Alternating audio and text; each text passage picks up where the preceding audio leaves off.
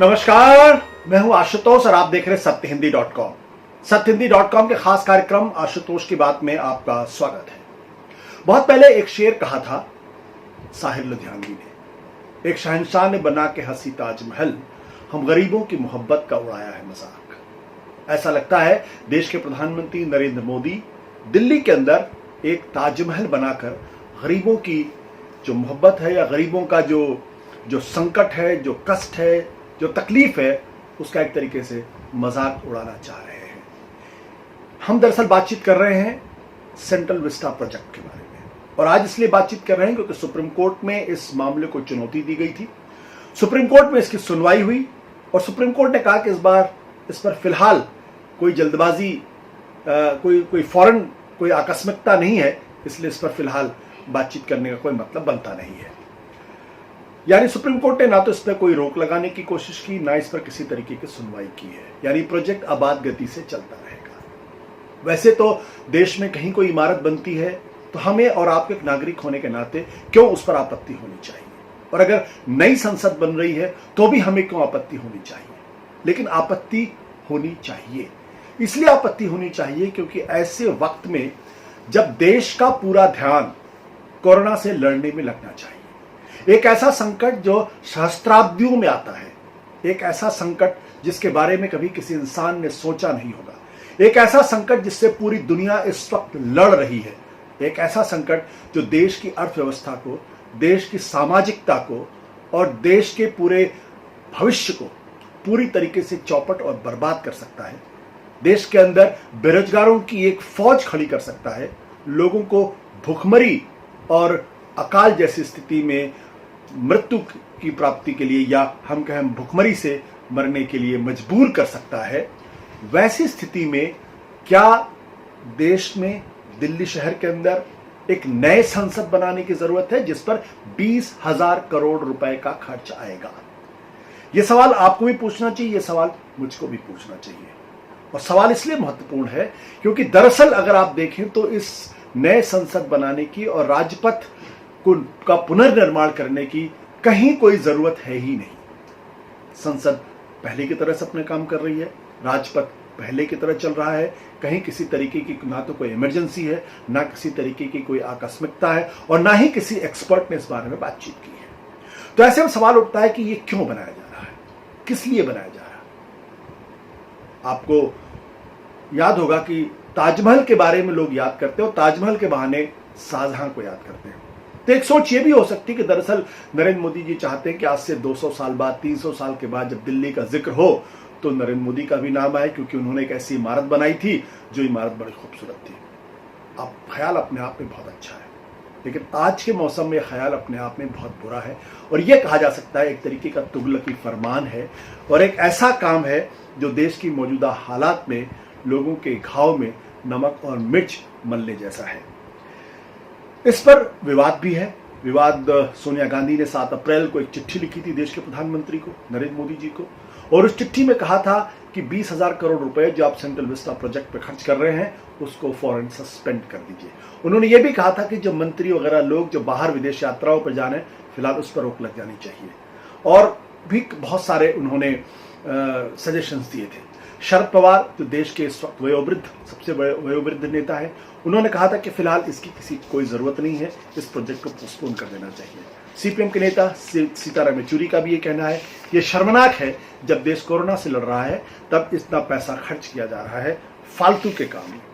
और इसी तरीके से और भी बहुत सारे लोगों के राय, डीएमके के नेता टीआर बालू ने भी कहा था कि कोरोना से लड़ाई में इस वक्त लोगों का दिमाग लगना चाहिए, सरकार का दिमाग लगना चाहिए, न कि एक बिल्डिंग बनाने में या दिल्ली का जो राजपथ है उसको नए सिरे से डिजाइन करने के लिए।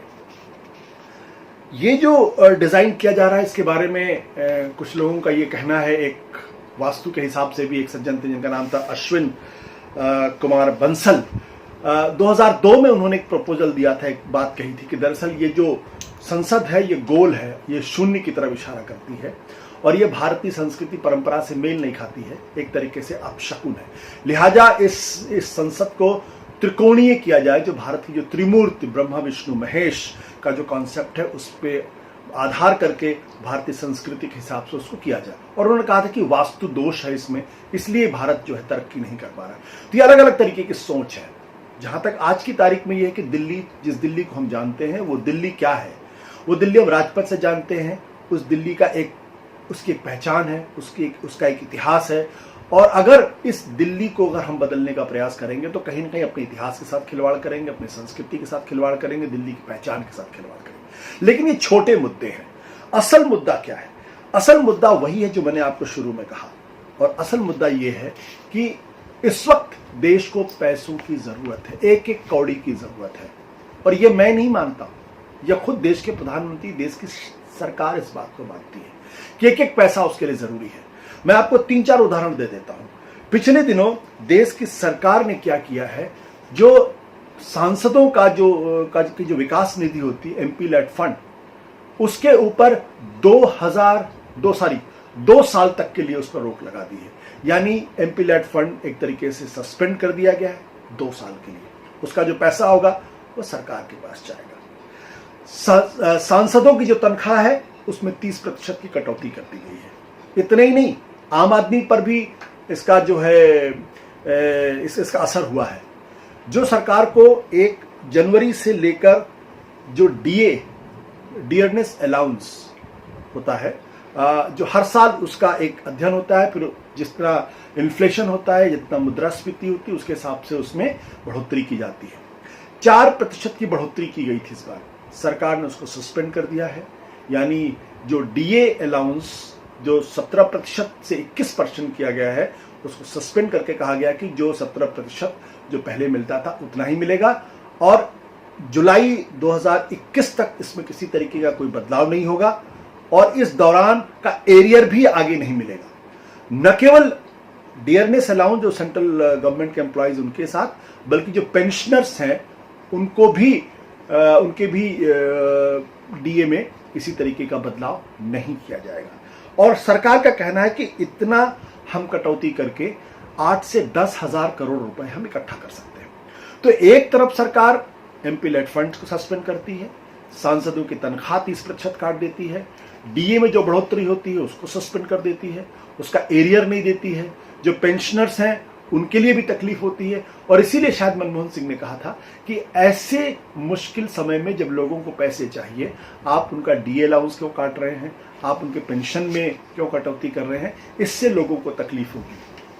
तो जब आप एक एक पैसे का हिसाब रख रहे हैं, तो ये 20,000 करोड़ रुपए अगर आप इमीडिएटली सस्पेंड कर दें इस प्रोजेक्ट को, तो आपके पास ये सब करने की जरूरत ही नहीं होगी। लेकिन आप 10,000 करोड़ यहां बचाना चाहते हो, 20,000 करोड़ रुपए जिसका कोई मतलब नहीं है, उसको आप खर्च करना चाहते हैं।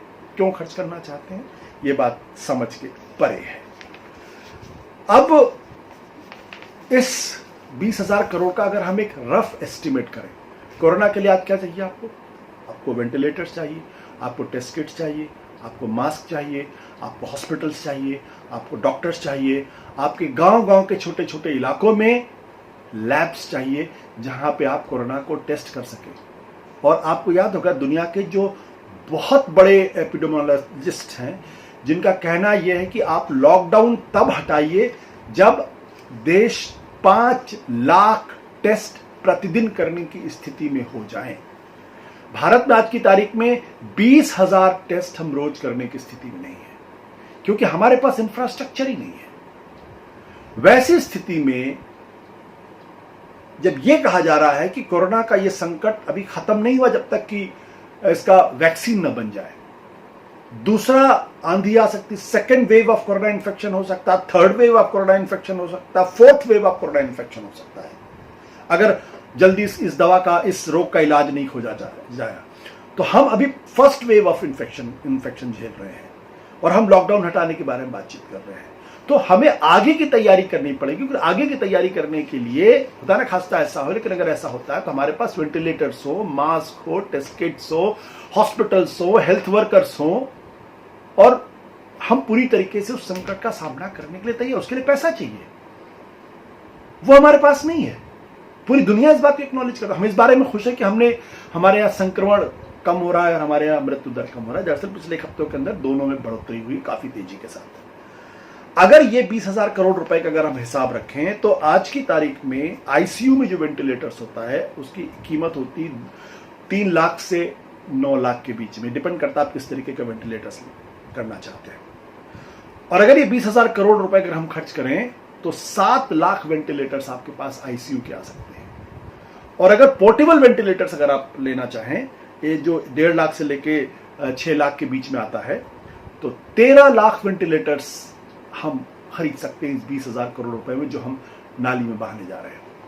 इसके अलावा एक एस्टिमेट है जिसका हिसाब रखता है कि इस 20,000 करोड़ में हम कम से कम 10 से 15 all India institute of medical sciences खड़े कर सकते हैं। एक बार फिर आपको बता देता हूं, इस 20,000 करोड़ रुपए में 10 से लेकर 15 all India institute of medical sciences खड़े कर सकते हैं। इसके अलावा हम इस देश के अंदर वायरस पर अध्ययन करने के लिए, उसका तोड़ खोजने के लिए हिंदुस्तान में सिर्फ एक इंस्टीट्यूशन है, only one institute of virology है। जिस तरीके से कोरोना का संकट है वैसे में हमारे पास इस तरीके की कम से कम 2-3 और इंस्टीट्यूट होने चाहिए। हम इन पैसों में उसको बना सकते हैं। इसके अलावा ये तो एक अलग तरीके का सवाल है। इसके अलावा आज की तारीख में कोरोना की वजह से हमारी अर्थव्यवस्था रसातल में जा चुकी है, या जाने वाली है, या जा रही है। तीनों संभावना एक तरीके की है। इंटरनेशनल लेबर ऑर्गेनाइजेशन का कहना है कि सिर्फ भारत में 40 करोड़ लोग पहले से ज्यादा गरीब होने वाले हैं। जो बहुत गरीब हैं उनकी हालत बहुत खराब हो जाएगी, और जो गरीब हैं वो और गरीब हो जाएंगे। जो लोअर मिडिल क्लास में है वो गरीब हो जाएंगे, जो मिडिल क्लास है वो लोअर मिडिल क्लास में चला जाएगा, जो अपर मिडिल क्लास है मिडिल क्लास में आ जाएगा। 40 करोड़ लोगों का ये हिसाब मेरा अपना नहीं है, इंटरनेशनल लेबर ऑर्गेनाइजेशन का है। इंटरनेशनल लेबर ऑर्गेनाइजेशन ये भी कहता है कि पूरी दुनिया में 20 करोड़ लोग जो हैं, 20 करोड़ लोग फुल टाइम जो जॉब करने वाले हैं वो नौकरियां चली जाएंगी। भारत में कितने होंगे आप इसका महज एक अंदाजा लगा सकते हैं। इसके अलावा 20 नौकरियों की बात हो रही है तो सीएमआई परसों का डेटा आया है जो ये कहता है कि इस वक्त जो बेरोजगारी की जो दर है वो 21.05% पहुंच चुकी है।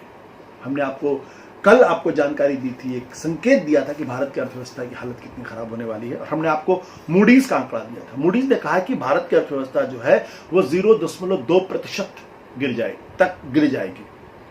यूबीएस ने कहा है कि 0.4% हो जाएगी, और यह भी कहा है कि अगर जून तक लॉकडाउन नहीं हटाया गया तो भारत की अर्थव्यवस्था 3.1% सिकुड़ जाएगी।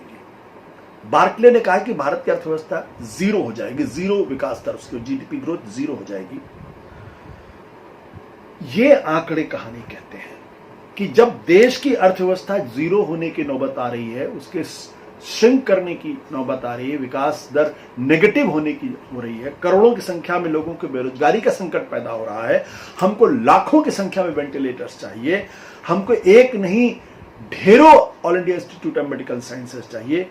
वैसी स्थिति में हम 20,000 करोड़ रुपए क्यों इस सेंट्रल विस्टा प्रोजेक्ट पे खर्च कर रहे हैं, ये समझ के परे की बात है। इससे साफ लगता है कि या तो देश के प्रधानमंत्री को इस बात का एहसास नहीं है कि कोरोना का संकट कितना बड़ा है और देश कितने बड़े संकट की तरफ बढ़ रहा है, या वो अपनी महत्वाकांक्षा या सनक को पूरा करने के लिए कि हमें 200 साल बाद 300 साल बाद लोग याद रखेंगे कि हमने दिल्ली में एक नई इमारत बनाई थी। ये हास्यास्पद भी है और ये त्रासक भी है। नमस्कार, धन्यवाद, शुक्रिया। सत्य हिंदी के और वीडियोस को देखने के लिए हमारे YouTube चैनल को सब्सक्राइब करें